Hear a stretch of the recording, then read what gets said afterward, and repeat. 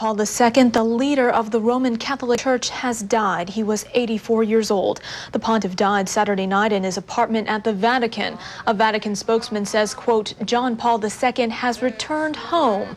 A special mass will be said Sunday in St. Peter's Square. It will be the first of 9 rituals scheduled to mark the Pope's passing. Over the past 2 days, thousands of people gathered in the square, keeping vigil as the Pope's life slipped away. On word of his death Saturday, they prayed, then burst into applause, a testament to this pontiff's enduring popularity.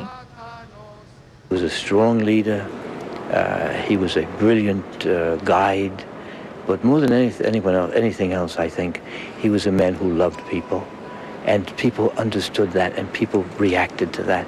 And especially young people who are so sensitive to affection, they saw how much he loved them. And it was that which was the basis of that tremendous charism that he had with young people. He was an extraordinary man. The death of Pope John Paul II marks an end to a memorable leadership of the Roman Catholic Church. Jim Bitterman has more now on the legacy of John Paul II's 26-year papacy.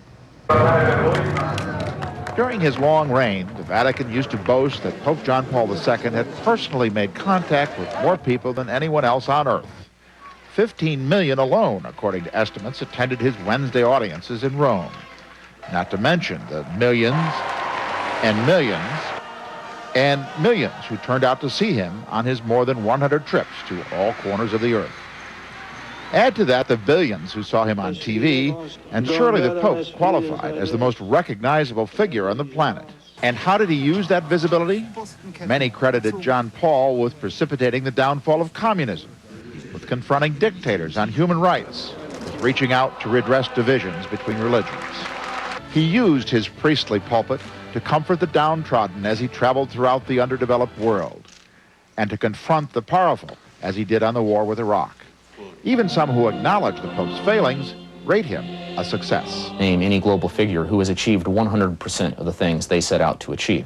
I think the measure of success really has to be sort of fidelity to one's own vision and the capacity to make that vision real.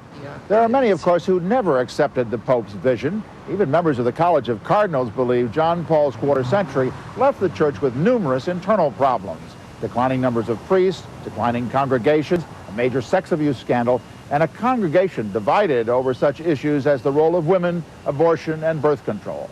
Yet the sheer length of his reign permitted John Paul to set large goals and achieve them, in part because the Pope used communications in a way no human being ever has. He had no arms or army, just the force of his word, his moral megaphone, as the Vatican used to call it, which he used to the end of his days, hoping to move the world along what he believed was the right path. Jim Bitterman, CNN, Vatican City.